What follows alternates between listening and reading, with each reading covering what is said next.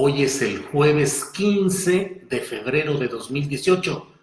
Hay mucha información interesante, entre otras, que un juez federal, el mismo que lleva el caso de Javier Duarte de Ochoa, el exgobernador veracruzano, ese mismo juez federal, Gerardo Moreno García, ha indicado ahora que el caso de Chihuahua, de Alejandro Gutiérrez Gutiérrez y otro acusado de la triangulación de recursos federales para campañas electorales priistas, dice este juez federal que es un caso del ámbito de la jurisdicción federal y que por tanto debe ser tratado y sometido a esas instancias de la justicia, entre comillas, federal.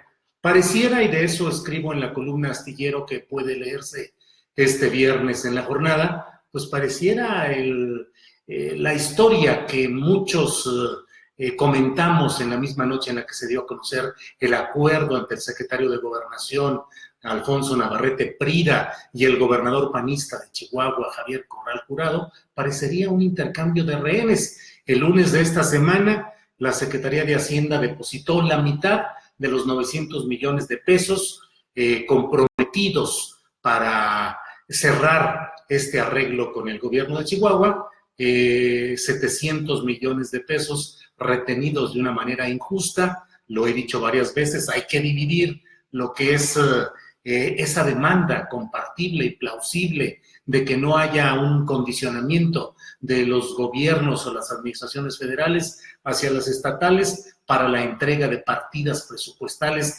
acordadas, válidas, legítimas. Y otra cosa son esos tufos de maniobras políticas, electorales y arreglos como los que a muchos nos parecieron que se dieron esa noche del 3 de febrero, creo que fue la fecha en la que se anunció este acuerdo. Es como si hubieran pagado este lunes la mitad del rescate negociado. La otra parte se va a entregar el 3 de marzo, creo que es el día comprometido, y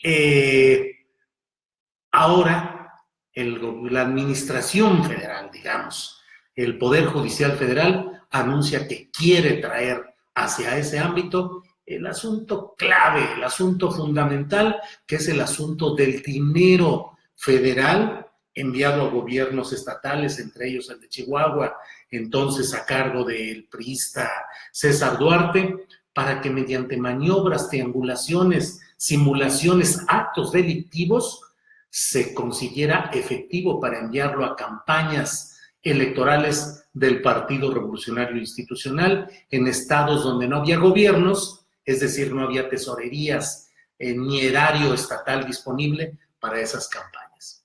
Bueno, pues ya se dio esta parte, la mitad del dinero. Hoy el gobierno, el Poder Judicial Federal, por vía de este juez tan especial, dice que el asunto debe traerse hacia ese ámbito, el federal. Y bueno, la Fiscalía Estatal de Chihuahua dice que esto está mal, que es un criterio forzado, pero bueno, pareciera que son libretos acordados. Dígase lo que se diga, y por más que hay enojos y molestias en algunos de los actores de este episodio político, pues la verdad es que pareciera que hubo un intercambio de rehenes entre estos personajes y en estas historias tan peculiares como las que se van dando.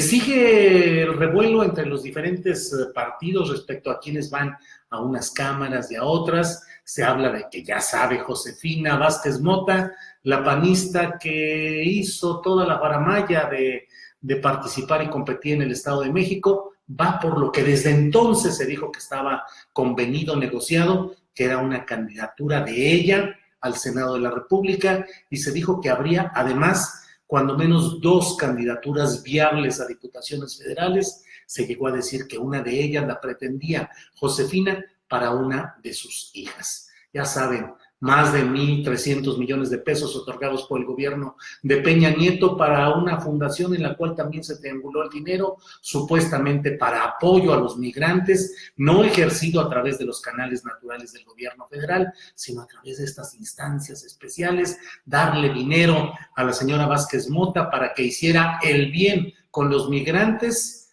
sin mirar a quién, porque finalmente pues tampoco hay claridad, transparencia respecto a cómo se usó ese dinero.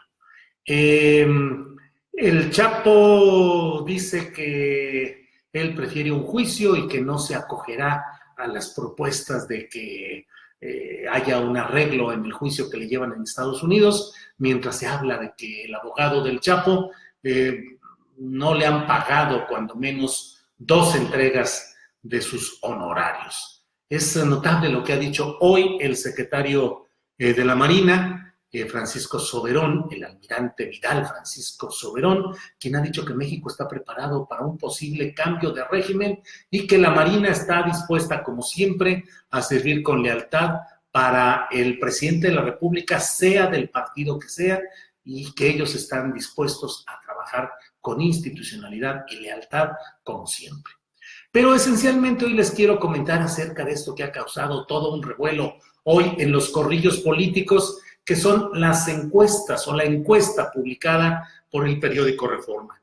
Debo reiterar que yo en lo personal no tengo ninguna confianza respecto a estos métodos de estudio de la opinión pública, porque me parece que con frecuencia obedecen a intereses específicos que hacen que los números se manejen de una u otra forma y que a fin de cuentas no existe ningún mecanismo para supervisar la correcta elaboración de esas encuestas de opinión. Lo he dicho, cualquiera puede poner las cifras que quiera, manejarlas como le dé la gana, pone una metodología más discursiva y retórica que real, y bueno, con eso ya se amparan para decir las encuestas realizadas en tantos domicilios, con tal margen de error, de tal manera, pero en este México nuestro de la simulación, del engaño, del fraude permanente, difícil es confiar en encuestas de opinión que fueran un templo de pureza, de verdad y de honestidad. Pero bueno, a fin de cuentas, dentro de ese marco, esta encuesta de Reforma ha tenido siempre cierta credibilidad con el segmento de que puede tener una carga hacia los segmentos empresariales y de derecha que pueden converger en ese periódico. Pero bueno, hoy se da a conocer, en esencia, hay muchas otras formulaciones, estudios, careos, confrontaciones, pero lo esencial es que dice el diario Reforma con esta encuesta que ha publicado, que va a la cabeza, desde luego, López Obrador, pero su margen de crecimiento es muy poco, lo cual sugiriera que hasta ahí llega más o menos su tope. Tenía 31% de disposición del público, de los presuntos electores, para votar por él, y ahora solo tiene el 33% de noviembre del año pasado a febrero actual, al 18. Bueno, eso dice febrero 18, aunque claro que estamos a febrero 15, pero bueno, pues son de esos detalles de fechas y de aritmética y de números que se dan en todo esto. Un crecimiento solamente de un 2% de noviembre a febrero por parte de López Obrador. Y sin embargo, Ricardo Anaya sería la gran sorpresa. Pasaría del 19% que tenía en noviembre al 25% en febrero. 6% de crecimiento y se coloca a 8 puntos del puntero López Obrador. Y José Antonio Meade de picada, según lo que aquí se plantea. 17% en noviembre y 14% en febrero.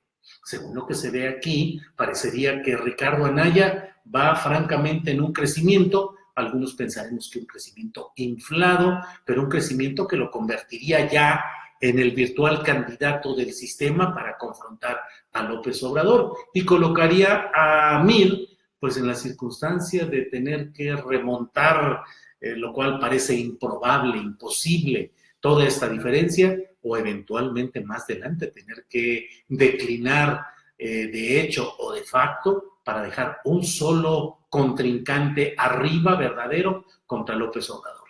Dice el diario Reforma, y no prenden. Margarita Zavala tenía el 8% de expectativas de voto en noviembre y ahora tiene el 4%. El Bronco, 2% y sigue igual, 2%. Y Armando Ríos Peter,